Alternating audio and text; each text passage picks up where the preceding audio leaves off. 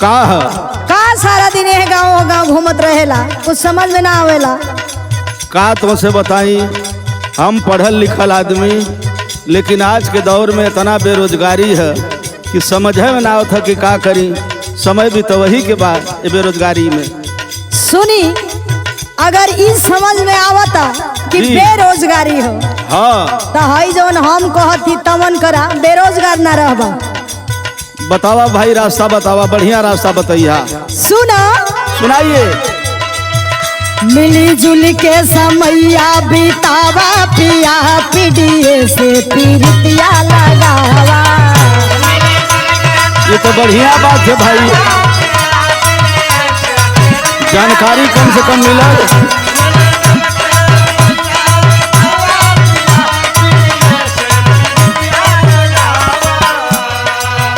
मिली जुल के समैया बितावा,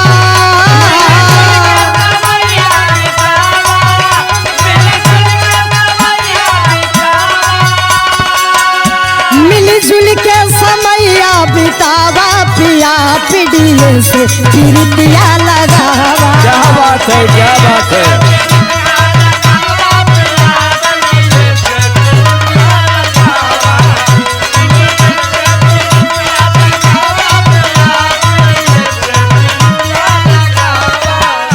कहो। हाँ, हमके तो कुल भ्रमित कर देले रहला हे भाई। यही से कहिला तनी कुछ समय हमारो लगे दे देवल करा। अरे भाई, तू आधा अंग हो, मातृ शक्ति हो। आज हम जान गई कि तोहरो पास दिमाग हो। तो एक बात हमार सुनला, हम सौगंध लेके कहत हई। कही नीक कैलू तू देहलू बताई गोरी,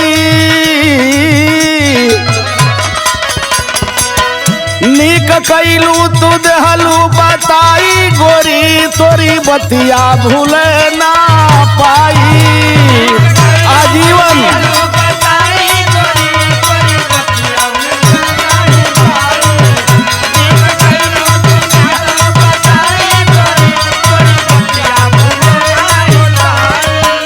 तोरी बतिया भूले ना पाई, बुझलू ना? बुझे तनी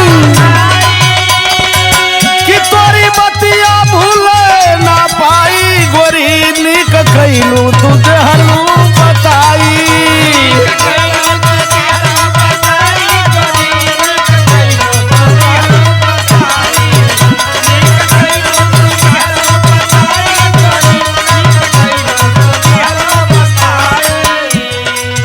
तो खाली हम ही के समझावत हो कि औरू के पीडीए के साथ हो भाई। सुनिए जी, बताई। खाली हम ही नहीं खे, हाँ, हमारी संगे जे तनी टोली बजौन कहेला जी। कि सारा दिन तू इनके घरे उनके घरे यहाँ वहाँ बैठत रहेलू, घरे ना बैठे के। अरे तो अबले हम समझ ही न पावत रही है पीडीए के विषय में। तो सुनी, हम बतावत हई कि हम काहे खातिर बैठत रहली है। बतावल जाए। नारी शक्ति साथ दे माना सजनवा,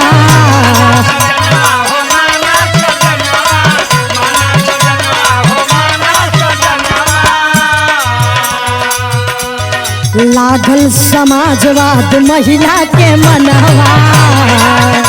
अच्छा, सब बहारों को मन लग गइल बा। बहुत अच्छे, बहुत अच्छे।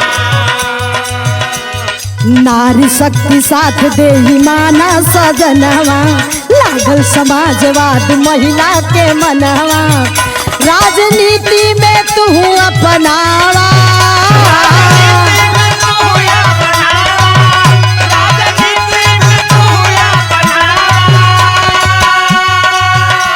यही से आपके कहत हनी कि आप राजनीति के अपना ला, यही में भलाई हो। बिना राजनीति कैले कमावे न चले वाला हो। आज तू हमार दिमाग खोल देलू। तो सुनी, बहुत बहुत बधाई तो के हो। राजनीति तू अपनावा,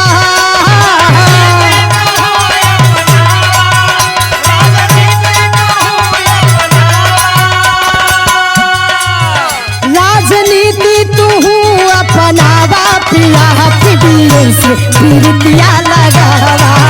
भाई वाह, लो जय समाजवाद।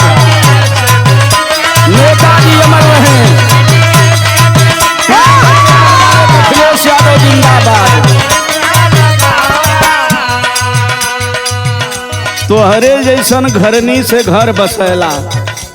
अच्छा आज जना मान गई ई बात के। अरे भाई मन ही के हो, जत्र नारी पूजयन्ते तत्र देवता रमन्ते। जहाँ नारियों का सम्मान है वहाँ ईश्वर का वास होता है। क्या बात है। आज हम तुमके मान लेली।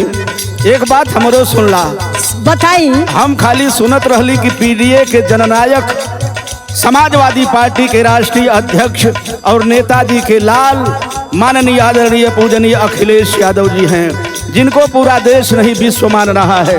ये लिए तुमसे हमारे कहना बाए, अरे तोहरी सलाह मोरे मनवा के भाव।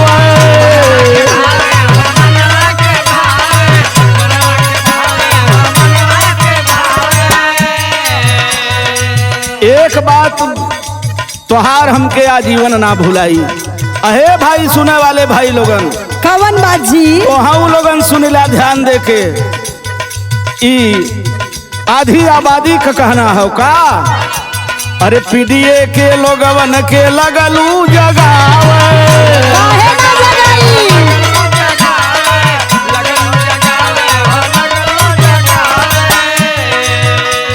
तो हम के जानकारी हो गई का कि अखिलेश का सरकार बनी, समाजवादी पार्टी का सरकार बनी। बिल्कुल बिल्कुल। 27 में तो महिला लोगन के बड़ा सम्मान दी है अखिलेश यादव, जब पीछे दहले भी हुआ। बिल्कुल। तब तोहरी सलाह मोरे मनवा में भावे, आ पीडीए के लोगवन के लगलू जगावे। गयल सुबह बात उर में समाई,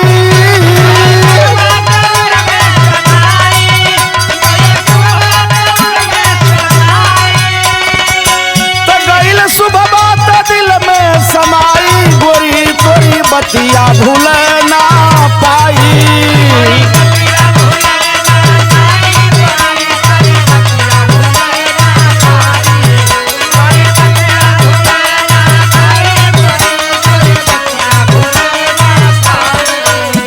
तई बतावा कि खाली तोहने लोगन पीडीए के जगह के और के हो जगाई? सुनी, खाली हम और हमार जौन ग्रुप को मेहरारू लोग हैं जेके हम एकत्रित कैले ही साल, खाली हुए नहीं और के है? आप जैसन लोग जेके कोनो रोटी रोजगार ना बा, जेके समाज का चिंता बा। अच्छा, वो जरूर जगाई। जैसे जैसे बतावत ही, सुनी। बतावा भाई। पिछड़ा दलित अल्पसंख्यक साथ रही है,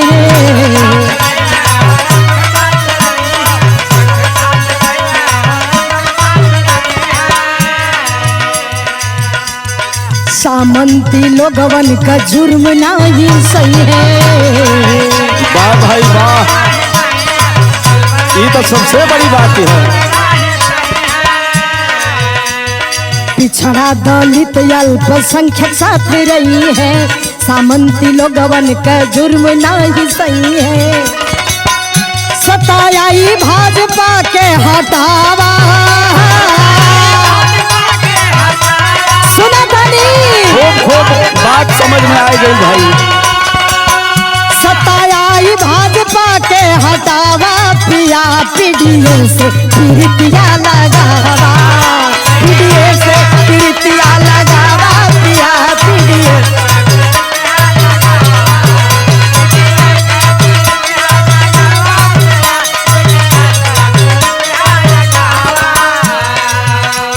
जब आप जग चुकी है, आपका समाज जग चुका है, तो आप यही कह रही हैं कि पिछड़ा दलित अल्पसंख्यक और जो गरीब हैं अगड़े भी सारे लोग अखिलेश यादव पीडीए के साथ हैं। तो एक बात सुन लीजिए। कहिए। सुना,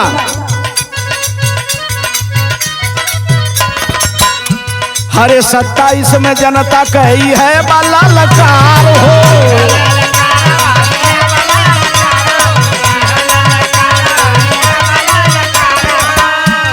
ध्यान से सुनाई, जंग का ऐलान है तुम्हारे माध्यम से। 27 में जनता कही है लालकार हो।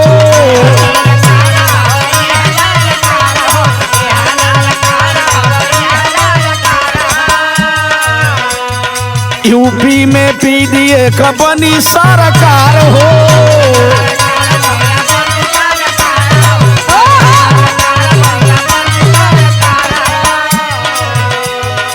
27 में जनता के इह लालकार हो, यूपी में पीडीए का बनी सरकार हो, तो श्याम कुंवर दया राम के मिताई,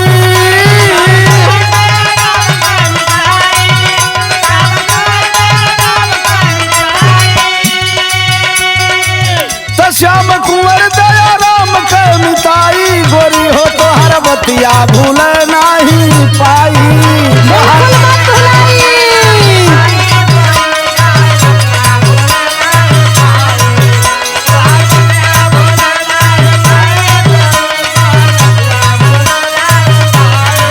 मिली जुल के समैया बितावा, पिया पीड़िए से पीड़ितिया लगावा, लिख कैलू तू देहलू बताई, गोरी तो हर बतिया भूले ना पाई। मिली जुल के समैया बितावा, पिया पीड़िए से पीड़ितिया लगावा, तो हर बतिया भूले ना पाई, गोरी तो हर बतिया भूले ना पाई। जय समाजवाद। बहुत बहुत धन्यवाद कि तू हमके जगा देहलू, पूरे समाज के जगा देहलू, ये करे लिए तो के बधाई, तोरे समाज के बधाई।